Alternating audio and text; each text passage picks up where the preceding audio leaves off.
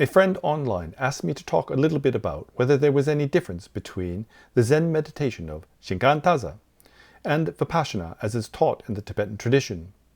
Here we have to be clear that there is a difference between what is taught in Theravada and in Tibetan Buddhism. In Tibetan Buddhism, this is called Hlaktong, or insight meditation, and is synonymous with Mahamudra and Dzogchen. At this point, I'd like to make it very clear. I'm not in any way learned in Japanese Buddhism. Aside from reading a few books and doing a little bit of zazen many years ago, I have not studied. Having said that, I do have comments to make because this discussion has come up within Tibetan circles. If we are going to understand if there is any difference between the Shikantaza and Vipassana as taught in the Tibetan tradition, then we have to know what the ancient masters of Zen meant by this only sitting meditation, or Shikantaza. The best way to do this is to find somebody who is experienced and realized in this kind of meditation, but that's extremely difficult. They are few and far between. And even if we were to find such a master, it is unlikely that they would teach us, unless we were willing to give up a lot of our time and become one of their principal students. Even then, they may not consider us to be suitable vessels to carry this Dharma. So the next best thing is we have to look at scriptural and historical references. And of those, there are two. There are the classical references and the modern references by modern Zen meditators. Of these, then, the classical references are more important, but there's a problem here because the Zen masters tended to be very esoteric. And so, for example, we have this quote by Hongqi Shenjue. He was a Zen master, or a Chan master, from China in the 11th or 12th century. And he simply put it, silent illumination meditation, or Mo Jiao Chuan. Now, as you know, in the Chinese language, each character has its own lexicon of meaning. So somebody who is very learned could unpick these simple words and probably write several volumes of commentary on it. But for us, we haven't got that level of learning. So if we look at it on the outside, the first character, Mo, means darkness, or silent, or secret. And the second one, Jiao, is illumination, like illuminated by the sun. Then Chuan means meditation. Now on the surface, this would appear to be compatible with the Tibetan teachings on clarity, emptiness, right? You have this empty element, this dark element, and this clear or aware element. In order to gain a greater understanding, then we need to refer to some of the commentary by modern masters. And so there's one Zen teacher called Maizumi. He was a contemporary of Suzuki.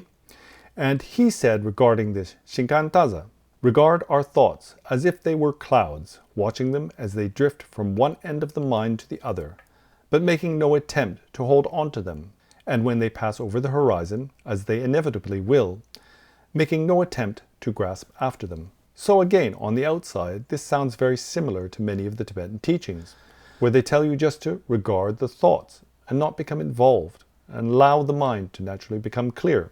And so, when Maizumi says, and when they pass over the horizon, as they inevitably will. So the notion here is that by sitting in this way, then the mind will become clear of thought. A modern practitioner further states, Shikantaza is described best as quiet sitting in open awareness. Now when I read these words, it really reminded me of how the Theravadins practice Vipassana. I have a friend who's practicing this type of meditation, and she said it was sitting in open awareness. Now we have some help here from the Tibetan tradition, because in the end of the 8th century CE, there was a great debate at Sami Monastery in Tibet. At that time, the government was trying to decide which system of Buddhism they should follow. Representing Indian Vajrayana, there was the Pandita Kamalashila, and on the side of Chan, Eastern Mountain tradition, there was a monk called Moyayan. After a 2-year debate, in the end, King Trizon Desen ruled in favor of the Indian Pandita, and so Tibet adopted Indian Vajrayana instead of Mahayana, but it is said that they still had great respect for the Zen tradition, or the Chan tradition.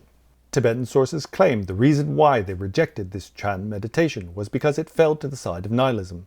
This does not mean that they considered the Chan tradition to be non-Buddhist or nihilistic. It merely means that they felt that their meditation fell to the side of non-existence over existence, and so did not represent the middle way view.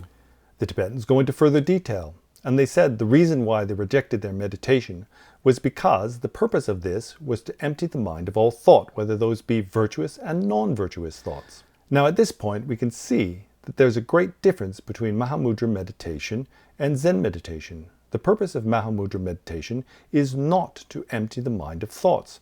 The purpose of Mahamudra meditation is to come to recognition of what's called the true nature of mind. And once the true nature of mind or the true nature of reality has been recognized, then the practitioner merely rests in that. Now, it is only logical that the true nature of mind will exist whether there is thought or not thought. Wherever there is mind, then there is its nature. And likewise, wherever there is phenomena, there is also its nature. And so, a Mahamudra or Dzogchen practitioner doesn't concern themselves to whether or not there is thought. And also, it makes no difference whether they are chasing after thoughts or not chasing after thoughts. At this point, I would like to refer to a comment from my own teacher. He is somebody who has realized the nature of mind and has a true practice of meditation in Mahamudra.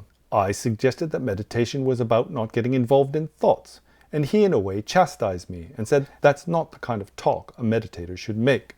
And so at this point I will summarize, although on the outside it appears that there are many similarities between the Tibetan Vipassana meditation and the Zen Shikantaza. And although the methods for realizing these meditations may be similar, the ultimate goal is very different.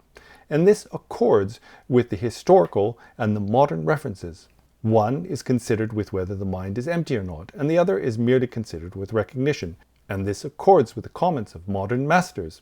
The Dalai Lama himself had said that although many Westerners claim Zen meditation and Mahamudra or Dzogchen are basically the same, they are very different. And it may be the case that the methods of Mahamudra and the methods of the Shikantaza seem on the outside to be very similar, but in the end the goals are different, and the actual meditation also differs greatly.